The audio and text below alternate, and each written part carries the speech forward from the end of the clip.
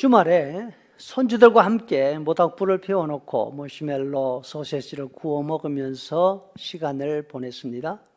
불 옆에 앉아서 불을 쬐고 있던 이제 갓 5살이 된 작은 아이가 하늘의 별을 쳐다보고 있더니 느닷없이, 그런데 지구가 폭발하면 어떻게 돼요? 지구가 폭발하면 어떻게 해야 돼요? 반복해서 묻습니다. 지구가 폭발하면 예수님이 오시는 날이지 대답하면서 예수님이 오실 날을 다시 한번 생각해 보았습니다. 우리가 예수님 오실 날을 기다리고 있는가? 기다리고 있다면 왜 그 날을 기다리고 있는가? 여러분, 예수님이 다시 오실 날 아시죠? 그 날을 생각하고 있으십니까? 그러면 여러분들은 왜 예수님이 오셔야 한다고 생각합니까? 예수님 당시 세례자 요한이 있었습니다. 예수님의 친척으로 예수님보다 6개월 먼저 이 세상에 태어났지요. 세례자 요한은 사명을 따라서 뒤에 오시는 예수님의 사역을 소개하고 준비하고 있었습니다. 예수님의 사역을 준비하기 위해 태어난 사람입니다. 평생을 예수님 일을 기다린 사람이 바로 이 요한입니다. 그런데 예수님이 일하시는 모습을 지켜보는 요한의 마음이 기쁘지가 않습니다. 생각이 복잡합니다. 내가 생각하던 그분이 맞는가? 요한이 예수님에게 제자들을 보냅니다. 내가 생각하는 그분이 당신 맞으십니까? 요한은 생각했습니다. 하나님이 보내셔서 사자가 오시면 이 세상의 모든 잘못된 것을 깨끗하게 정리하시고 정말로 순박한 하나님의 백성들을 만들어낼 거다. 이 성전에서부터 시작해서 예루살렘과 온 이스라엘의 잘못된 일들을 하나하나 바로잡고 벌받을 사람에게는 벌을 주고 하나님의 공정하심을 실현하지 않을까? 아마도 예수님이 성전에 들어가셔서 성전에서 장사하는 사람들을 다 내어 쫓으셔진을 요한이 보거나 들었다고 한다면 세상에서 그 일을 가장 기뻐했을 사람이 바로 요한이었을 것입니다. 맞아, 바로 그 일이야. 내가 얼마나 기대하고 기다렸던 일인데 그 꼴 보기 싫어서 제사장인 내가 지금까지 성전 근처에도 가지 않고 광야에서 지내고 있었지, 이렇게 생각을 했을 것입니다.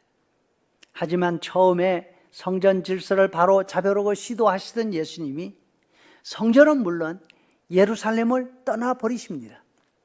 예루살렘에서 가장 멀리 떨어진 곳 갈릴리 지방으로 가십니다. 그리고 그곳에서 아예 자리를 잡고 앉으십니다. 유대 지도자들의 반발로 회당에서 가르치지 못하게 되시자 산으로 들로 다니십니다. 요한이 기대하는 바와는 영 다른 모습이었죠. 그러자 사회에서 돌봄을 받지 못하던 가난하고 병든 사람들이 예수님을 쫓아서 모여들었습니다. 요한이 생각할 때 그 사람들은 죄인들이었습니다. 하나님이 보내시는 사자가 오신다면 그들은 꾸짖고 나무라실 그런 대상이었습니다. 회개하면 하나님이 너희들에게 모든 것을 회복시켜 주실 것이야. 그러나 회개하지 않으면 심판의 불이 너희들에게 임할 것이야. 이렇게 경고받을 사람들이었다는 거죠. 그래서 생각이 복잡한 요한이 제자들을 보내서 질문하는 것입니다. 당신이 하나님이 보내신 사자가 맞다면 하나님의 심판을 경고하고 그 사람들을 회개시키셔야 하는 거 아닙니까? 그렇다면 우리는 예수님이 다시 오실 때 어떤 일을 하실 것이라고 기대하고 있습니까? 우리가 생각하는 성경 기준에 맞추어서 잘못되고 흐트러진 부분을 바로잡고 벌받을 사람은 벌 주시고 그 결과 세상이 생각이 바른 사람들이 살아갈 수 있는 그런 좋은 것으로 만들어 주시지 않을까 기대하고 있으십니까?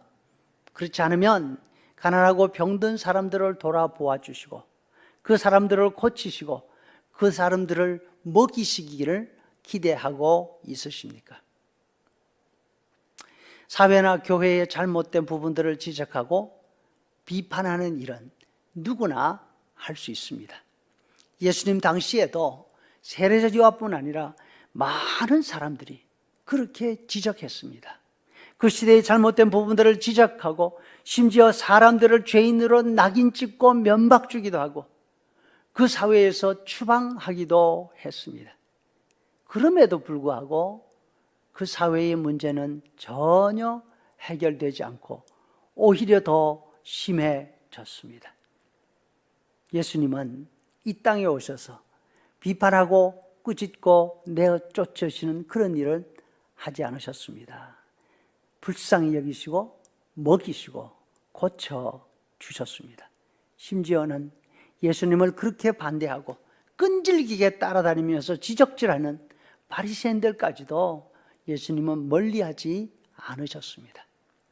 십자가에 달려 죽으시는 그 마지막 주간까지 그들이 던지는 질문 하나하나에 다 대답해 주셨습니다. 그들은 끝까지 돌아서지 않았지만 예수님은 예루살렘을 바라보시면서 안타깝게 말씀하십니다. 그리고 우셨습니다. 천사 12사단을 명령해서 예루살렘을 일시에 멸망시킬 수 있는 능력이 있으셨지만 그렇게 하지 않으시고 스스로 잡히셨습니다. 여러분, 우리도 이 사회와 혹은 교회 사회의 잘못된 일들을 보면서 불쌍히 여기는 마음을 먼저 품을 수 있으면 좋겠습니다. 하나님이 오셔서 깨끗하게 심판해 주실 것을 기대하기보다 모두가 하나님의 은혜를 깨닫고 바른 대로 돌아올 수 있도록 우리가 더 기도할 수 있기를 바란 것입니다. 우리 예수님은 세상을 심판하러 오신 것이 아니라 세상을 구원하러 오셨습니다. 우리에게 주신 마음도 사회를 비판하고 미워하고 정죄하는 마음이 아니라 불쌍히 여기고 보듬어 안을 수 있는 그런 마음인 줄로 압니다. 지금은 긍휼의 마음을 훈련할 수 있는 좋은 기회입니다. 주변에 있는 사람들 하나하나를 돌아보면서 잘못된 부분을 지적하기보다는 깨지고 상한 상처들을 보고 그 상처들을 싸매어 줄 수 있는 그런 우리가 되기를 소원합니다.